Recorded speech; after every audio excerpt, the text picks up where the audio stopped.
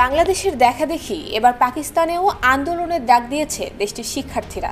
অথচ ইতিহাসের দিকে তাকালে দেখা যাবে একসময় এই পাকিস্তানের হাত থেকে মুক্তির জন্য রাজপথে নেমেছিল বাংলাদেশের মানুষ, যুদ্ধ করে অর্জন করেছিল স্বাধীনতা। আজ সেই বাঙালি তাদের অনুপ্রেরণা জুগিয়েছে ন্যায্য দাবি আদায়ের।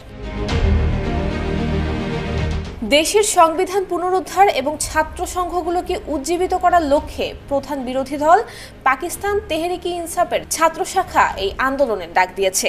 স্থানীয় সংবাদ মাধ্যম ডন বলছে, স্পষ্টতই শেখ হাসিনা সরকারের পতন ঘটানো বাংলাদেশি ছাত্রদের আন্দোলনে প্রভাবিত হয়ে পাকিস্তান তেহরিক-ই-ইনসাফের ছাত্র শাখা ইনসাফ স্টুডেন্ট ফেডারেশন বিক্ষোভের ডাক দিয়েছে।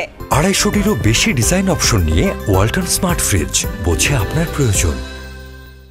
গত 8 আগস্ট পাকিস্তানের রাজধানী ইসলামাবাদে ন্যাশনাল প্রেস ক্লাবে এক সংবাদ সম্মেলন করেন ইনসাফ স্টুডেন্ট ফেডারেশনের প্রতিনিধিরা।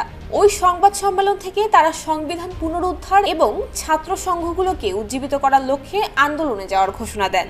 আইএসএফ এর প্রেসিডেন্ট আরসলান হাফিজ, ভাইস প্রেসিডেন্ট আমজাদ আলী এবং অন্যরা বলেন, পাকিস্তানে এখন ফ্যাসিবাদী শাসন চলছে। এছাড়া অত্যাধিক বিদ্যুৎ বিল এবং করের পাশাপাশি অভূতপূর্ব মূল্যস্ফীতির কারণে দুর্ভোগ পোহাচ্ছে দেশটির মানুষ।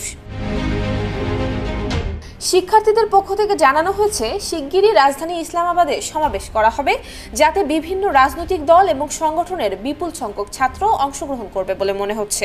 তবে আইএসএফ এর প্রতিনিধিরা বলেন, আমরা দেশকে সংকট থেকে উদ্ধারের জন্য একটি ছাত্র আন্দোলন শুরু করতে যাচ্ছি।